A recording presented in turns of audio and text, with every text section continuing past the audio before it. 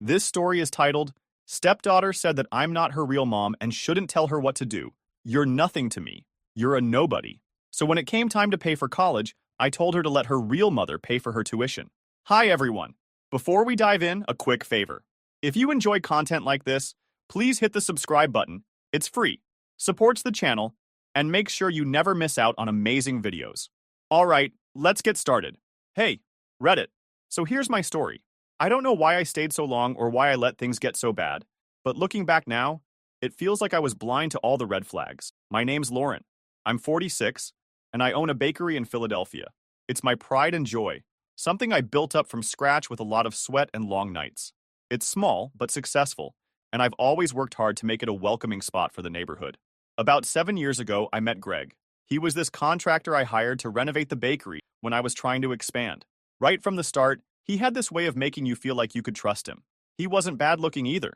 Tall, dark hair, nice smile. He'd always take the time to chat with me when he was on a break, telling me about his life. He had this way of making it sound like he'd been through a lot, but was working hard to overcome it, you know? He talked about his daughter, Chloe, who was 11 at the time. He said she was his whole world, and that he'd been raising her on his own after his ex-wife, Nina, lost custody. According to him, Nina was irresponsible and caused a lot of chaos in their lives. So Greg had stepped up as the solid parent. He made it sound like he was some kind of superhero dad. And honestly, I ate it up. I thought, wow, what a good guy, taking care of his kid like that. Within a year, we were talking about marriage. Greg had this way of making everything sound like we were building a life together. He'd say things like, Chloe and I would love to have a real family again. And I guess I let myself believe that I could give them that. It wasn't just about Greg. It was Chloe too. She was shy at first, but sweet in her own way. I wanted to give her a stable, happy home, something I didn't really have growing up. So, we got married. Greg and Chloe moved into my house, which was bigger and closer to better schools for her. At first, it was great. We did family dinners, game nights, and weekend outings. Chloe seemed to be warming up to me. And Greg? Well, he seemed perfect. He'd help around the house, tell me how much he appreciated me, and remind me that we were building a future together. But looking back, the cracks started showing pretty early on. 4 years after we got married, Greg told me he was leaving his contracting job. He said the management was toxic and that he couldn't stand the way they treated him. I was sympathetic at first. I mean, everyone deserves to work somewhere they feel respected, right? He said he just needed a little time to figure out his next step, and I didn't question it. Chloe, on the other hand, seemed to be adjusting well to her new school and neighborhood. She was making friends, joining clubs, and even started talking about college plans. One day, she came home from school and said she needed a $200 calculator for some advanced math class. I told her I'd look into it, but before I could even finish the sentence, she snapped, "What's there to look into? I need it." Greg, who was sitting on the couch scrolling through his phone, chimed in with, "Just get it for her, Lauren. It's for school." Like, excuse me? I'm already paying for everything, and you're just going to sit there and tell me what to do with my money? I should have said something then. I should have set boundaries, but I didn't. I wanted to keep the peace. I told myself, this is what families do. You support each other. So I bought the damn calculator and pretended it didn't bother me. But deep down, I was starting to feel like I was being taken advantage of. The thing that really got to me was how Greg talked about our future while doing absolutely nothing to contribute to it. He'd sit there with his coffee, telling me about these grand plans to start his own business. Once I get it up and running, Lauren, you'll see. I'll make sure you don't have to work so hard anymore. It sounded great in theory, but there was zero follow-through. He didn't even have a business plan. It was all talk. Okay. At first, I tried to be understanding of Greg quitting his job. Everyone hits rough patches, right? But I wasn't expecting his rough patch to turn into a full-on freeloading lifestyle. But weeks turned into months, and the man did absolutely nothing. I'd come home from 12-hour days at the bakery to find him sprawled out on the couch, eating chips and watching reruns of old cop shows. He didn't even bother to change out of his sweats most days. Meanwhile, the groceries he promised to pick up tomorrow were still not bought. The sink was full of dishes, and the trash was overflowing. "Hey, Greg," I'd ask, trying not to sound too annoyed. "Did you send out any job applications today?" "Not yet," he'd say, eyes glued to the TV. "I'm still working on my portfolio. You know, for the freelance gigs I'm planning." Oh, the freelance gigs. Let me tell you about those. Apparently, Greg's big plan was to start some kind of home renovation consulting business. He talked a lot about pivoting his skills and being his own boss. Sounds impressive, right? Except he never actually took any steps toward making it happen. No website, no business cards, no marketing, nothing. One time, I even offered to help him set up an Instagram account to showcase his work. I thought maybe if he had a platform, he could attract clients. But he just shrugged and said, I'll get to it later. Social media is not my thing. Like, dude, it's 2023. If you're trying to start a business, you need some kind of online presence. While Greg was busy planning his imaginary empire, I was footing the bill for literally everything. Mortgage, Mr. Utilities, Mr. Groceries, you guessed it, me. Chloe's school expenses, oh yeah, also me. And let's not forget Greg's little hobbies. He started getting into woodworking as a stress reliever, which meant I was buying him expensive tools and supplies that sat untouched in the garage. One day, I came home from the bakery and found a $400 saw sitting in the living room. What's this? I asked, holding up the receipt. Oh, that's for my new project, Greg said, not even looking up from his laptop. I'm going to build a custom coffee table for the living room. Greg, we already have a coffee table, I pointed out. Yeah, but it's not personal, you know? I want something that represents us. The coffee table never got built. The saw stayed in the box for weeks until I eventually shoved it into the garage to get it out of sight. Meanwhile, Chloe was catching on to her dad's vibe and started acting like the world owed her too. Every time she wanted something, she'd just assume I'd buy it for her. She didn't even bother asking Greg because, let's be real, he was just as broke as she was. Lauren, she said one evening, sliding her laptop across the table toward me, I need this jacket for school. It's for the senior trip. The jacket was $250. A jacket for one trip. Chloe, that's really expensive, I said. Can't we find something similar that's a little cheaper? She rolled her eyes so hard, I thought they might fall out of her head. It's mandatory, she said, like I was being unreasonable. Everyone else is getting one. Before I could say anything, Greg chimed in from the couch. Just get it for her, Lauren. It's not that big of a deal.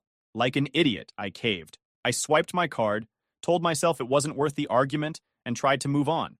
But it didn't stop there. Oh no. Chloe started treating me like her personal ATM. Need money for a field trip? Ask Lauren. Want the newest iPhone? Lauren will pay for it. She didn't even say thank you most of the time. It was just expected. One day I overheard her talking to one of her friends on the phone. Yeah, my stepmom's loaded, she said, laughing. She doesn't even care how much stuff costs. I just stood there, stunned. Is that what she thought? That I didn't care? That I was just some endless source of money? Greg wasn't any better. He started making these little comments that rubbed me the wrong way. Like, if I ever complained about how busy I was at the bakery, he'd say, well, at least you're making good money. Or if I brought up the bills, he'd go, you're doing fine, Lauren. Why stress about it? Why stress? Because I was paying for 3 people on one income, Greg. That's why. One night, after a particularly long day, I decided to sit Greg down for a serious talk. Listen, I said, I'm happy to help while you're figuring things out, but this can't go on forever. You need to start contributing, Greg. We're supposed to be a team. He looked at me like I'd just told him to walk to Mars. I am contributing, he said. I help around the house, don't I? I take care of Chloe. Greg, I said, trying to keep my cool. Helping around the house isn't the same as paying bills, and Chloe's almost 18. She doesn't need a babysitter. He sighed like he was the one being inconvenienced. Lauren, I just need more time. You've got the bakery. It's not like we're struggling. That was the moment I realized Greg didn't see me as a partner. He saw me as a provider, someone who would keep everything running while he coasted through life. I decided to give him one last chance. Okay, I said, but you need to have a concrete plan by the end of the month. No more excuses. He nodded, but I could tell he wasn't taking me seriously. And surprise, the end of the month came and went with no plan, no job, and no change. I started feeling trapped, like I was carrying the weight of the entire household on my back while Greg and Chloe just sat there, taking advantage of me. I loved my bakery, but it felt like all the joy was being sucked out of my life because I was working so hard to support 2 people who didn't appreciate me. When I look back, I should have put my foot down sooner. But at the time, I kept telling myself it was just a phase, that Greg would snap out of it, that Chloe would grow up and start acting responsibly. I wanted so badly for us to be a happy family that I ignored all the signs that it wasn't working. But things were about to get a whole lot worse. By the time Chloe's 18th birthday rolled around, I was so desperate to keep the peace in our house that I didn't even realize how much I was bending over backward for people who didn't give a damn about me. Chloe had been dropping hints for months about how her birthday needed to be epic because it was the big one. You know, turning 18 and all. She wanted it to be the kind of party her friends would talk about for weeks. Lauren, can we have the party at the bakery? She asked one evening while scrolling on her phone. It's like super cool. and my friends are always saying how classy it looks. Classy? Sure. But classy doesn't come cheap. I hesitated for a moment, knowing full well this would cost me more than I was comfortable spending. Before I could even answer, Greg chimed in, "Come on, Lauren. It's her big day. Let's make it special." This man, who still hadn't lifted a finger to contribute financially, was pushing me to throw an extravagant party? But like a sucker, I agreed. I told myself it was for Chloe, not Greg, and that maybe this would help us bond more. Big mistake. I went all out for the party. I closed the bakery for the evening, hired a local band to play live music, and ordered these gorgeous custom cupcakes with edible gold accents. I even let Chloe pick out the decorations, which included some ridiculous balloon arch that cost nearly $500. But hey, I wanted her to feel special. In the days leading up to the party, Chloe was buzzing with excitement. She kept talking about how her friends were going to love it and how it was going to be the best night ever. I asked her for a guest list so I could plan accordingly, but she kept brushing me off. "Don't worry about it, Lauren," she'd say. "It's just a small group of friends." I should have known better. The night of the party, I showed up early to make sure everything was perfect. The bakery looked stunning, and I was actually kind of proud of what I'd pulled off. Chloe arrived about an hour later, dressed to the nines in a designer dress I had bought her. She looked amazing, and I could tell she felt like a queen. Her friends started trickling in, and soon the place was packed, not just with her classmates, but also with random people I'd never even heard of. It was chaos. Kids were running around, snapping selfies, and blasting music louder than I was comfortable with. But Chloe looked happy, and I figured that was the point. Then, just as I was starting to relax, she walked in. Nina, Chloe's mom. I knew it was her the second I saw her. She had this air of entitlement, like she owned the place. She was wearing this gaudy outfit that didn't match the vibe of the party at all, and her lipstick was smeared like she hadn't checked a mirror all night. She walked right up to Chloe, arms wide open, and yelled, "There's my baby girl!" Chloe froze for a second, glancing nervously at me, but then she hugged her mom like nothing was wrong. "Mom, you made it," she said, smiling. Made it? I hadn't invited her. I didn't even know Chloe had invited her. But there she was, acting like she belonged. I tried to keep my cool, but my heart was racing. I walked over to Greg, who was standing in the corner sipping a soda like he was a guest at someone else's party. "Greg," I said quietly, "did you know Nina was coming?" He looked at me like I'd just asked him if the sky was blue. "Of course I did," he said. "Chloe told me she wanted her mom here. I didn't think it'd be a big deal." Not a big deal? The woman hadn't shown up sober to a single event in years, and now she was at my bakery, crashing a party I paid for? I was furious, but I didn't want to cause a scene. Not yet. I tried to avoid Nina, but she made that impossible. She was everywhere, hugging Chloe, chatting with her friends, and loudly telling stories about how she used to throw parties just like this when Chloe was a kid. It was infuriating.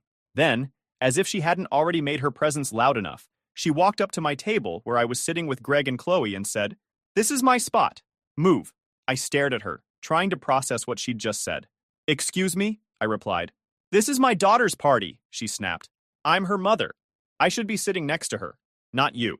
I looked at Greg, hoping he'd step in, but as usual, he just stared at his drink like it was the most interesting thing in the world. Chloe, who was sitting next to us, didn't say a word either. She just looked down at her phone, pretending not to notice. "I'm not moving," I said firmly. "There are plenty of empty seats. Feel free to pick one." Nina's face turned red. "Oh, look at you," she sneered. "The big bad stepmom who thinks she can replace me. Guess what? Money can't buy love." Before I could respond, she grabbed a plate of food off the table and hurled it onto the floor. The sound of breaking glass echoed through the room, and everyone stopped talking. It was dead silent. "Get out," I said, my voice shaking with anger. "You're not welcome here." Nina laughed like I'd told a joke. "Oh, you think you can kick me out? You're nothing, Lauren. Nothing." I signaled to the bakery security staff. Yes, I had security, because I wasn't stupid enough to think a party full of teenagers wouldn't need supervision. They escorted Nina out while she screamed and caused a scene in front of all the guests. Chloe looked mortified. And Greg? He still didn't say a damn word. After Nina was gone, the party felt tense. Chloe tried to play it off, but you could tell her friends were uncomfortable. The whispers started. "Did you see her mom? I can't believe that just happened." People left early, and Chloe barely spoke to me for the rest of the night. When we got home, I tried to talk to her. "Chloe, I'm sorry about what happened tonight, but..." She cut me off. "This wouldn't have happened if you just let her sit with us. You made it worse." I couldn't believe what I was hearing. After everything I'd done to make her birthday special, she was blaming me for her mom's behavior? I looked at Greg, hoping for backup, but he just muttered, "Let's talk about this tomorrow." After the disaster that was Chloe's birthday, you'd think Greg might have stepped up and at least tried to show some appreciation or support. Nope. Instead, he doubled down on being the most entitled, lazy, and delusional person I've ever met. By this point, I wasn't even angry. I was just exhausted. Mentally, emotionally, financially, exhausted. Things hit a new low when Greg decided he was going to help out by taking over some of the household chores. At first, I thought, finally, he's doing something. But of course, it didn't last. For about a week, he'd occasionally do the dishes or vacuum the living room, but then he started complaining about how draining it was. "This is a lot of work," he said one evening, as he tossed a load of laundry onto the couch. "I don't know how you expect me to do all this and focus on my business." I stared at him, dumbfounded. "Greg, I've been doing all of this and running a business for years." "What are you talking about?" He shrugged. "Yeah, but you're used to it. This is new for me." I couldn't even respond. What was there to say? The man was allergic to responsibility. And then there was Chloe. If Greg was a freeloading mooch, Chloe was quickly becoming his protege. She'd picked up on his attitude and ran with it. She wasn't just asking for things anymore. She was demanding them. One evening, she came downstairs and announced that she needed new furniture for her room. Not just a desk or a chair. She wanted a full makeover. New bed, new dresser, new everything. "I've outgrown all my old stuff," she said, flipping her hair like she was a Kardashian. "I need something more mature." "Chloe, we can't afford that right now," I said firmly. "Maybe we can look at updating a few things next year." Her face turned red. "You just don't want to spend money on me because I'm not your kid," she snapped. That hit me like a ton of bricks. I'd been doing my best for this girl, and she had the nerve to say I didn't care about her because she wasn't my biological daughter? I didn't even know how to respond. Greg, of course, didn't say a word. He just sat there, staring at his phone like nothing was happening. That night, I sat down with Greg and laid it all out. "You need to get a job," I said bluntly. "I don't care what it is, but you can't just sit here and expect me to do everything. It's not fair." Greg didn't take it well. "You're being selfish," he said, crossing his arms. "You don't understand how hard it is for me right now." I laughed. An actual laugh, because I couldn't believe what I was hearing. "Hard for you? Greg, I'm the one working 12-hour days while you sit on your ass. How is that fair?" He just shook his head. "You don't get it, Lauren. You've always been about the money. You don't care about my dreams." That was it.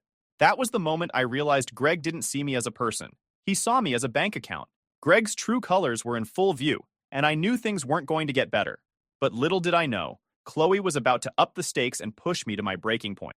Chloe's graduation was the grand finale. By this point, I was so worn down by Greg and Chloe's entitlement that I could barely muster the energy to argue anymore. I'd become the human version of sure whatever, just going along with things to avoid yet another blow-up.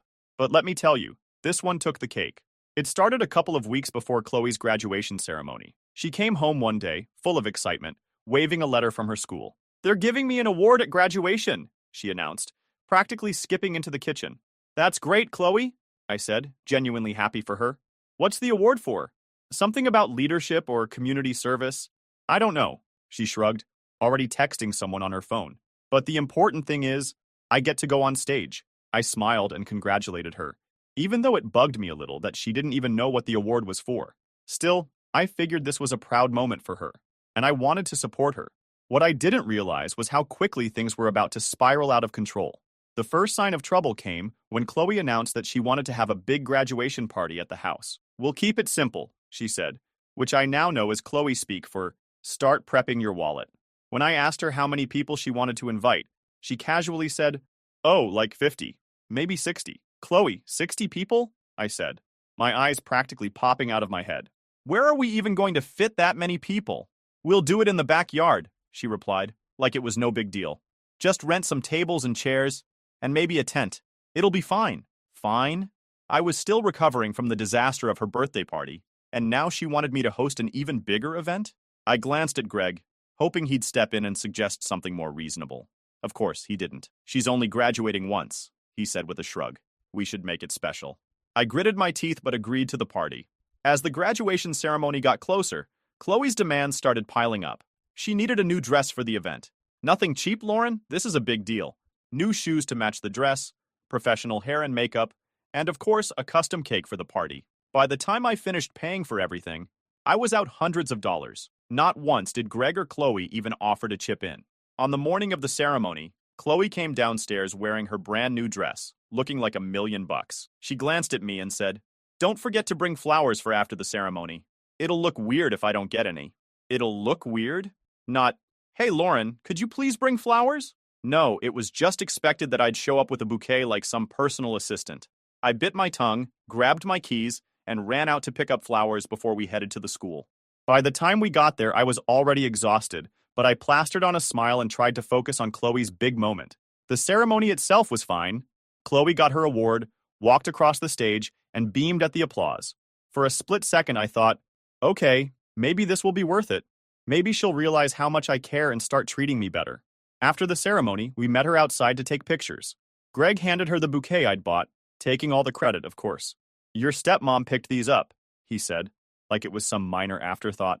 Chloe barely glanced at me. Oh, thanks, I guess. Thanks, I guess? I'd been running myself ragged to make this day perfect for her, and all I got was a half-hearted thanks? I swallowed my frustration and smiled for the pictures, but inside I was fuming. The real drama started at the graduation party. I'd spent all day setting up the backyard, arranging tables, hanging decorations, and making sure the food was perfect. By the time the guests started arriving, I was running on fumes. Chloe, on the other hand, was in full party mode, laughing with her friends and posing for pictures like a celebrity. Greg, as usual, was nowhere to be found, probably hiding inside, scrolling on his phone. About an hour into the party, Chloe came up to me and said, "Mom's coming over." I froze. What do you mean, Mom's coming over? She wants to congratulate me, Chloe said, as if it were the most normal thing in the world. I told her to stop by. Chloe, I said, trying to stay calm, after what happened at your birthday, I don't think it's a good idea for Nina to come here. Chloe rolled her eyes. That was your fault, Lauren. If you hadn't been so rude to her, none of that would have happened. I couldn't believe what I was hearing. Chloe, she caused a scene, insulted me, and destroyed property. How is that my fault? You just don't get it, Chloe snapped. She's my real mom, and she's part of my life whether you like it or not. I turned to Greg, hoping he'd back me up. Instead, he shrugged and said, let's not make a big deal out of this. It's her day. I'd spent weeks planning this party, paid for every single thing, and now I was supposed to let his ex-wife waltz in and ruin it? Absolutely not. Nina is not coming into this house, I said firmly. End of discussion. That was all Chloe needed to lose it. You're not my mom, she screamed, loud enough for the entire party to hear. You're nobody. Who do you think you are, telling me what to do? The party went dead silent. I could feel everyone staring at me, waiting to see how I'd react. Greg just stood there, staring at the ground like a coward. I'm the person who paid for this entire party, I said, my voice shaking. I'm the person who's been supporting you for years, while your father sits on his ass. And if you can't respect me in my own home, you can leave. Chloe's face turned red with anger. Fine! I don't want to be here anyway! She stormed off, dragging a group of her friends with her. The rest of the party fizzled out after that. Guests made awkward excuses and left, leaving me alone in a backyard full of half-eaten food and overturned chairs. Greg finally came outside, but instead of apologizing, he blamed me. You didn't have to escalate things, he said. You could have just let her have this one day. I couldn't believe what I was hearing. Greg, she humiliated me in front of everyone and you did nothing. Again, he shook his head and walked back inside, leaving me to clean up the mess. A few weeks after Chloe's graduation fiasco, things in the house were tense, to say the least. Chloe barely spoke to me, which honestly was a bit of a relief. When she did, it was usually to complain or throw in a passive-aggressive comment about how I ruined her party. Greg wasn't much better. If he wasn't completely ignoring me, he was muttering things under his breath about how I needed to be more understanding. But the real storm hit when Chloe got the letter she'd been waiting for, her acceptance to NYU. She came bursting into the house one afternoon, waving the envelope around like she'd just won the lottery. Lauren, Dad, I got in, she screamed, practically jumping up and down. That's great news, I said, genuinely happy for her. I figured, after all the drama, maybe this could be a turning point. Maybe she'd start taking responsibility and working toward her future. Silly me. Greg hugged her, grinning like a proud father. I knew you could do it, kiddo. Chloe turned to me with that all-too-familiar smirk. So, Lauren, when can we talk about tuition? The room went quiet. I blinked at her, caught off guard. Tuition? I asked. Chloe, NYU is expensive. Have you looked into scholarships or financial aid? She rolled her eyes. I got some aid, but it's not enough. I figured you'd help cover the rest? I mean, you've got the money. I looked at Greg, expecting him to step in and explain how college expenses weren't just my responsibility. Instead, he nodded like it was already a done deal. She's right, Lauren. You can afford it. That was the moment I realized they'd been planning this behind my back. Greg had probably been feeding her the idea that I'd just open my wallet, no questions asked, like I always did. But this? Paying tens of thousands of dollars for a kid who had spent the last year treating me like garbage? No way. Chloe, I said, trying to keep my voice calm. I'm really proud of you for getting into NYU, but I can't just write a blank check for your tuition. Have you considered getting a part-time job or looking into more scholarships? Her face turned red. A job? Are you serious? How am I supposed to focus on school if I'm working all the time? Plenty of students work while they're in college, I replied. It's a good way to build responsibility. Greg cut in before she could respond. Lauren, come on, she's just a kid. You don't want her to struggle, do you? A kid? I shot back. She's 18. And let's be real, Greg. She's old enough to know better than to expect me to cover this without even asking. Chloe crossed her arms and glared at me. You're just trying to punish me because of the graduation party. I stared at her, stunned. Punish you? Chloe, this has nothing to do with the party. This is about money. And the fact that you and your dad seem to think I'm a bottomless ATM? Greg threw up his hands. Oh, here we go again. Everything's about money with you, Lauren. Life isn't fair, Chloe muttered under her breath. I turned to her, my patience wearing thin. You're right, Chloe. Life isn't fair. But that doesn't mean you get to dump all your responsibilities on me. If you want to go to NYU, you need to figure out how to make it happen. The conversation didn't end there, of course. Chloe stormed off to her room, slamming the door so hard it rattled the windows.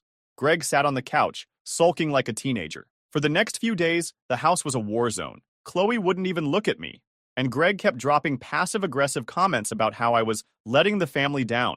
One night, Greg finally decided to confront me. You're being selfish, Lauren, he said, standing in the kitchen while I washed dishes. This is her future we're talking about. I turned to face him, my hands still wet.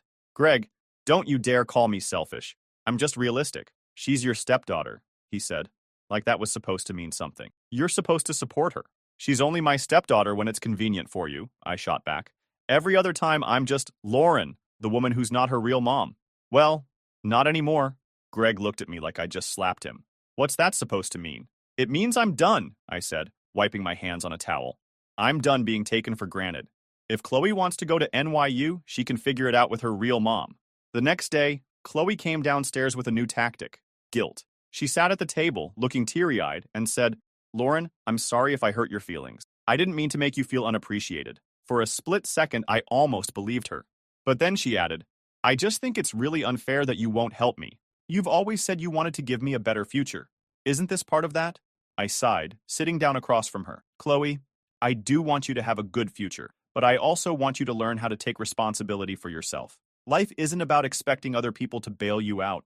She sniffled dramatically, clearly trying to turn on the waterwork. I can't believe you do this to me. You're ruining my chances at New York University. No, Chloe, I said firmly. You're ruining them by refusing to take any responsibility. You've spent months treating me like I don't matter, and now you expect me to pay for your tuition? That's not how it works. A few days later, Greg tried one last time to pressure me. Either you pay for Chloe's education, he said, his arms crossed like he was delivering an ultimatum, or I'm filing for divorce. I stared at him, completely unfazed. Okay, I said. File for divorce. He blinked, clearly not expecting that response. You don't mean that. Oh, I mean it, I said, crossing my own arms. In fact, I'll call a lawyer tomorrow. For the first time in months, Greg was speechless. He stormed out of the room, slamming the door behind him, while I sat there feeling oddly calm. When Greg and Chloe left, I thought I'd feel a little guilty. But as I watched them pack up their things and walk out the door, the only thing I felt was relief. For the first time in years, my house was quiet, peaceful. Greg didn't make a big scene when he left, which honestly surprised me. I think he realized his usual guilt trips weren't going to work anymore. He muttered something about how I'd regret this. Chloe, on the other hand, made sure I knew exactly how she felt. This is why no one likes you, she snapped as she hauled a suitcase down the stairs. You're selfish and controlling, and you'll end up alone. I didn't even bother responding. What was the point? She'd already made it clear how little she respected me, and I wasn't about to waste my breath trying to change her mind. Instead, I stood in the doorway and watched as they loaded their stuff into Greg's car. The divorce was finalized quickly, thanks to the prenup I'd insisted on. Greg tried to contest it, claiming he deserved a share of the bakery. My lawyer shut that down fast. I heard bits and pieces about them through mutual friends. Apparently, they were living in a tiny apartment across town. Greg was trying to restart his contracting business, but it wasn't going well. He'd burned a lot of bridges in the industry, and word had gotten around about his poor work ethic. Chloe, meanwhile, had deferred her enrollment at NYU because she couldn't afford the tuition. She was working at a mall, complaining to anyone who would listen about how unfair her life was. One day, I got a message from Chloe. It was short and clearly written in a hurry. I'm sorry for everything. I didn't mean to hurt you. Can we talk? I stared at the message for a long time, debating whether or not to respond. A part of me wanted to believe she'd finally realized how unfair she'd been, but another part of me knew better. Chloe wasn't reaching out because she cared. She was reaching out because she needed something. Money, most likely. I decided not to respond. I wasn't interested in reopening that door. A few weeks later, Greg tried his luck. He called me one evening while I was at the bakery, working on plans for the grand opening of the second location. Hey, Lauren, he said, his voice dripping with fake sincerity. I just wanted to check in. How are you doing? I almost laughed. What do you want, Greg? I asked, cutting straight to the point. There was a long pause before he finally admitted why he was calling. I was wondering if you'd be willing to help Chloe out. She's really struggling right now, and I know you care about her deep down. I felt my blood boil. Greg, let me make this clear. Chloe is not my responsibility. I'm done. If she's struggling, that's on you. And her. He tried to argue, but I wasn't having it. Goodbye, Greg, I said, hanging up before he could say another word. That was the last time I heard from them. And here, my story ends. Thanks for reading, Redditors. And remember, never let anyone take advantage of your kindness. You deserve better.